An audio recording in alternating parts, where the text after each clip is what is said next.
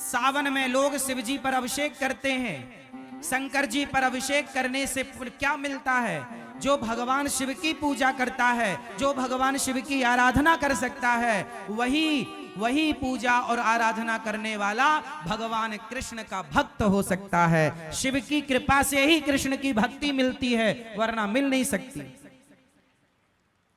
तो भगवान शिव की पूजा का फल है कृष्ण प्रेम। क्या? यदि किसी को कृष्ण से प्रेम हो गया, भगवान श्री कृष्ण की भक्ति मिल गई, तो उस पर भगवान शिव की विशेष, बिना शिव कृपा के आपको कृष्ण नहीं मिल सकते। तो आप लोगों ने खूब अभिषेक किया होगा, शंकर जी का खूब आराधना की होगी, तब जाके वृंदावन धाम प्राप्त हुआ है आप लोगों को। अब कृष्ण जब मिल गए तो फिर उनमें मन लगा लो, फिर यहां वहां ना मन हटाओ। कई लोग कहते हैं हम तो शिव जी के पुजारी हैं, हम तो कृष्ण के पुजारी हैं, तो क्या शंकर जी के मंदिर जाएं? हम शिव जी के पुजारी हैं तो क्या? अरे तुम समझते नहीं हो, तुम्हें समझ नहीं है। शंकर जी के मंदिर जाओ और शंकर जी से कहो, हे भोलेनाथ, जितनी भक्ति आपके हृदय में है, जितना प्रेम आपके हृदय में है भगवान के प्रति, श्याम सुंदर के प्रति, राम के प्रति, उसका एक अंश भी आप कृपा करके दे दें। हे नाथ, मेरा भी मन भगवान श्री कृष्ण के चरणों में, श्री राधा रानी के चरणों में लग जाए। तो कृष्ण कौन है? बोलो मेरी मां, कृष्ण कौन है? जिनके द्वार पर शंकर जी हाथ जोड़कर खड़े हैं।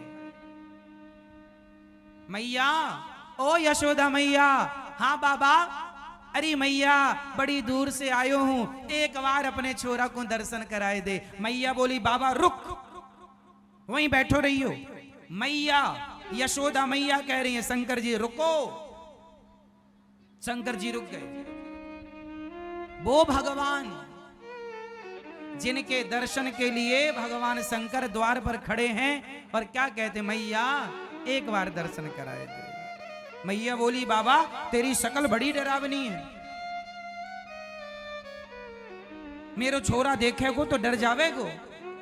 अरे मैया ना डरेगो, एक बार तो लाला को दर्शन कराए दे। मैया बोलती हैं, बैठो यहां, अभी हमारो लाला सो रहे हो है, जागेगो तो दर्शन कराएंगे। शंकर जी बैठे इंतजार कर रहे हैं कन्हैया के जागने का। लो, वो कृष्ण हैं। शंकर जी कौन है? जिन्होंने काम को जलाकर भस्म कर दिया। शंकर जी की तीसरी आंख खुले तो पृथ्वी जलकर भस्म हो जाए, वो सर्व सामर्थ्य शंकर जी। वो शंकर जी जिनके अंदर सृष्टि का पल भर में संहार करने का पावर है, पल भर में सृष्टि को मिटाने का सामर्थ्य है, वो शंकर जी हाथ जोड़े द्वार पर खड़े हैं कृष्ण के आगे। वो कृष्ण कोई सामान्य तत्व है क्या मेरी मां? वो भगवान है।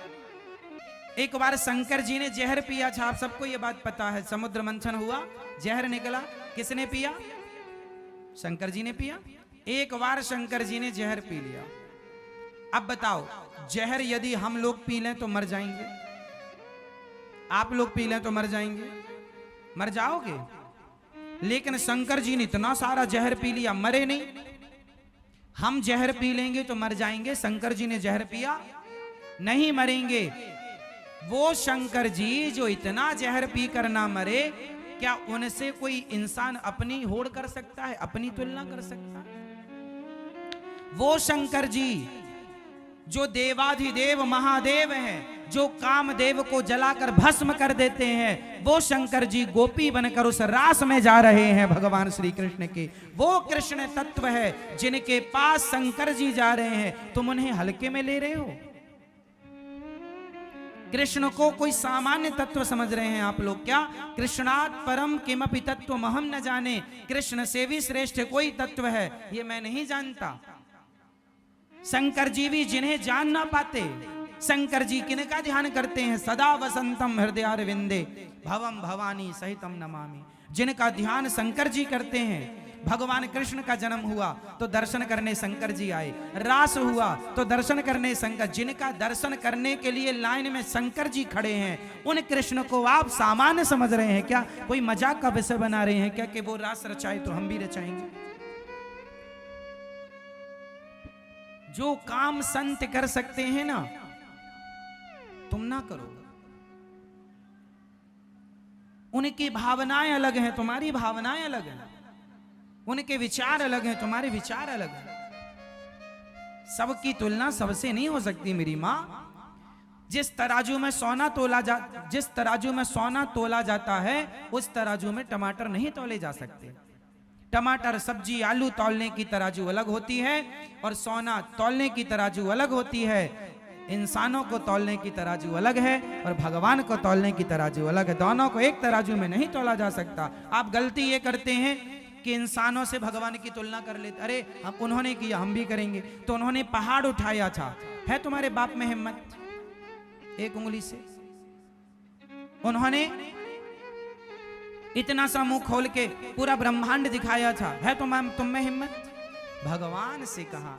आजकल का इंसान जब उसकी नादानी सुनते हैं ना, तो कई बार दया भी आती है मूर्खता पर, कई बार गुस्सा भी आती है कि बताओ भगवान के लिए लोग क्या क्या कहते हैं, जानते नहीं भगवान के बारे में, बोलते हैं।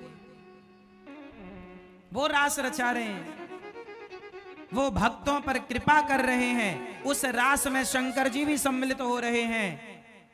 पार्वती जी से कहते हैं जरा हमें भी आज श्रृंगार करो, जरा चूड़ी पहनाओ, जरा साड़ी पहनाओ, और लगा के बिंदिया पहन के साड़ी, चाल चले मतवाली। भगवान शंकर चल रहे हैं। जो नारद जी, बड़े बड़े ऋषि मुनि साधु संत, कौन नहीं उस रास में आया? स्वयं वशिष्ठ जी सामान्य है।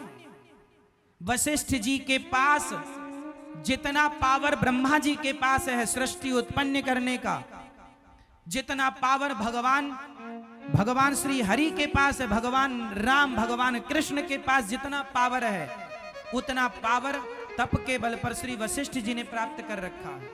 वशिष्ठ जी चाहें तो एक अलग सृष्टि बना सकते हैं। वशिष्ठ जी इतने पावरफुल, अलग ब्रह्मा बना सकते हैं, अलग सृष्टि की रचना कर सकते हैं। एक बार विश्वामित्र जी ने कहा मैं भी कर सकता हूं। एक बार विश्वामित्र जी और वशिष्ठ जी में कहा सुनी हो गई। वशिष्ठ जी इतने पावरफुल थे तो विश्वामित्र जी को लगा मैं भी करूं। आपको पता नहीं होगा, एक बार विश्वामित्र जी ने तो नई सृष्टि प्रारंभ भी कर दी थी। नई सृष्टि, और वो नई सृष्टि क्या है जानते हो? नहीं, ये जो नारियल होता है, ये नारियल ब्रह्मा जी की बनाई सृष्टि नहीं है। एक बार विश्वामित्र जी को गुस्सा आ गया कि मैं चाहूं तो नई सृष्टि कर लूं, तो कहा कि कर लो। तो वो करने लग गए। तो उन्होंने, अब भाई सृष्टि के लिए आदमी लोग चाहिए, स्त्री पुरुष, तो उन्होंने पिंड बनाना शुरू किया। जिस पिंड से इंसानों का जन्म होता, तो सबसे पहले वो पिंड, जैसे चिड़िया पहले अंडा देती है, स्त्री और पुरुष के गर्भ में भी तो एक, ये समझो कि स्त्री का रज, पुरुष का तेज जाकर मिलता है तो एक कलल बनता है। उसी तरह सबसे पहले अंडा तैयार हुआ। तो आपने देखा नारियल में दो आंखें होती हैं, ध्यान से देखा, पानी भरा होता, जैसे बच्चे मां के पेट में पानी भरा होता है, पूरा अंडा जैसा प्रोसेस होता है नारियल का। नारियल वो सृष्टि की शुरुआत करने लगे अपनी तपोबल से, मैं अलग सृष्टि बनाऊंगा। ऐसे फिर उन्हें समझाए भैया अलग ना चलो, विश्वामित्र जी को समझाए। इसलिए नारियल तोड़ने की परंपरा बनी कि नारियल भी एक जीव है, जैसे हम हैं ऐसे ही लगभग नारियल। इसलिए हमारे यहाँ पशुओं की बलि ना चढ़ा करके विश्वामित्र जी की सृष्टि के जो लोग थे, जो शुरुआत थी बाद में की नहीं गई, उस नारियल को तोड़ करके कहा गया कि हमारी तो यही बलि मान लो प्रभु, यदि आपको बलि चाहिए तो नारियल की बलि। इसलिए हमारे यहाँ बकरे की बलि नहीं चढ़ाई जाती, नारियल की बलि चढ़ाई जाती है, क्योंकि उस सृष्टि को मान्यता नहीं मिली गई। फालतू जाता तो उपयोग करो, चलो यही करो। तो वो भी इंसान की शुरुआत थी नारियल, वो ब्रह्मा जी की सृष्टि में नहीं आता नारियल। नारियल को प्रकट करने वाले विश्वामित्र जी हैं। विश्वामित्र जी तो कम पावरफुल हैं, वशिष्ठ जी तो इतने पावरफुल हैं जस की तस ये सृष्टि को मिटा के फिर बना सकते हैं। वशिष्ठ जी राम जी के गुरु वशिष्ठ जी, आज भी वशिष्ठ जी हैं। कश्यपोत्री वशिष्ठस्य विश्वामित्रोथ गौतमा जमदग्निर भरद्वाज, ये 7 सप्तर्षि होते हैं। सुना आप लोगों ने सुना? सप्तऋषि पुच्छल तारा देखा होगा, सप्तऋषियों को आकाश में देखा होगा, एक साथ रहते हैं। वो सप्तऋषि होते हैं। कौन कौन है उनमें? कश्यप, कश्यपोत्री अत्रि, कश्यपत्री, कश्यपोत्री वशिष्ठ, वशिष्ठ कश्यपोत्री वशिष्ठस्य, विश्वामित्र, विश्वामित्र भी उसमें है। कश्यप, कश्यपोत्री अत्रि अनुसुईया माँ के पति, कश्यपोत्री वशिष्ठस्य विश्वामित्रोथ गौतमा, गौतम ऋषि अहिल्या के पति, कश्यपोत्री वशिष्ठस्य विश्वामित्रोथ गौतमा जम, कश्यपोत्री वशिष्ठस्य विश्वामित्रोथ गौतमा जमदग्निर भरद्वाज। जमदग्नि मतलब परशुराम जी के पिता, जमदग्निर भरद्वाज, भरद्वाज जी। भरद्वाज जी का नाम सुना होगा, रामचरितमानस में भरद्वाज जी का उल्लेख। राम जी उनके आश्रम भी गए थे, श्री भरद्वाज जी के। भरद्वाज मुनि बसई प्रयागराज में रहते थे। ये सप्तऋषि हैं जो इतने पावरफुल हैं, सातों के अलग सृष्टि कर सकते हैं। ये सारे ऋषि, इन सब के ऊपर होते हैं भगवान शंकर, इंद्र के, देवताओं के राजा इंद्र। इंद्र के ऊपर इंद्र हाथ जोड़े खड़े रहते हैं भगवान शंकर के आगे। सबसे पावरफुल हैं सृष्टि में ऋषि। ऋषियों से देवता जो है ना, देवता पावरफुल नहीं होते। ये ऋषि लोग चाहें तो देवताओं को जहां चाहें, इंद्र को श्राप दे दिया था गौतम ऋषि ने, जा तेरे पूरे शरीर में योनि हो जाए। अहिल्या का जब चरित्र बिगाड़ने गए, 1000 योनि छिद्र हो गए थे पूरे शरीर में, मुंह दिखाया नहीं गया इंद्र से कहीं। बाद में फिर आंख के रूप में परिणित हो गई। इंद्र की 1000 आंख हैं, पहले योनियां थी, पूरे शरीर में योनि छिद्र, योनि लंपट थे ना, तो श्राप से योनि हो गई, फिर वो आंखों में तब्दील हो। देखिए हमारे यहाँ का साइंस, यहां ही आंखें नहीं, पूरे शरीर में आंखें हो सकती हैं। आप पूरे शरीर से देख सकते हैं, इंद्र पूरे शरीर से देखते हैं। ये हुआ है हमारे यहाँ, ऐसी परंपरा रही है हमारी। ये ऋषि, आप लोगों ने सुना होगा, महाभारत में एक उल्लेख सुना होगा आप लोगों ने, भीष्म पितामह के सामने शिखंडी आ गया। बोलो हाँ हाँ। शिखंडी पहले स्त्री था। शिखंडी का जब जन्म हुआ तो स्त्री था, पर हमारे देश में ऐसे संत थे कि हमारे ऋषियों ने, शिखंडी के पिता ने कहा कि महाराज हमें लड़की की जरूरत नहीं है, राज्य चलाने को लड़का चाहिए। तो शिखंडी को लड़की से लड़का बनाया गया था 5500 साल पहले। ये टेक्नोलॉजी थी। आजकल भी साइंस के द्वारा स्त्री लिंग परिवर्तन हो जाता है, लेकिन आज के में एक समस्या है कि यदि स्त्री को पुरुष बना दिया, आजकल भी प्लास्टिक सर्जरी के द्वारा स्त्री को पुरुष बना दिया जाता है और पुरुष को स्त्री। लेकिन जो पुरुष स्त्री बनता है तो स्त्री योनि तो हो जाती है, लेकिन पुरुष जो स्त्री बनेगा वो कभी मां नहीं बन सकता। लेकिन हमारे यहाँ ऐसी परंपरा रही है कि शिखंडी स्त्री थे, और जो स्त्री पुरुष बनेगी तो वो कभी बाप नहीं बन सकती।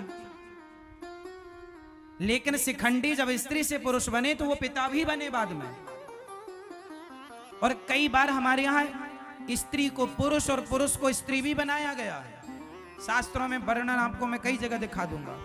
हमारे यहाँ ये सारी टेक्नोलॉजी थी, प्रयोग कम करते थे क्योंकि जरूरत नहीं थी, सिद्धांत उद्देश्य अलग अलग थे। तो वो ऐसे ऐसे ऋषि मुनि जो सृष्टि बना सकते हैं, अलग सृष्टि कर सकते हैं। स्त्री को शिखंडी इसका उदाहरण है, महाभारत में कथा है इस बात की कि शिखंडी पहले स्त्री थे, बाद में पुरुष हो गए, इसलिए भीष्म पितामह ने उन पर बाण नहीं चलाया। बाद में पुरुष हुए तो क्या हुआ, जन्म से तो स्त्री है। तो मतलब स्त्री से पुरुष बनाने की क्या प्रोसेस भारत में हम हिंदुओं के पास पहले से ये तकनीक थी। वो भगवान जो ऋषि देवता जिनके सामने हाथ जोड़े खड़े होते हैं, वो भगवान शंकर। और वो भगवान शंकर मैया यशोदा से कहते, अरे मैया तेरे लाला को एक बार दर्शन करना हो, एक बार दर्शन कराए थे। वो भगवान हैं। आप बड़े भाग्यशाली हैं कि उन भगवान की कथा सुन रहे हैं जिन भगवान के दर्शन के लिए शंकर जी भी खड़े रहते हैं द्वार पर। मैया एक बार दर्शन कराए।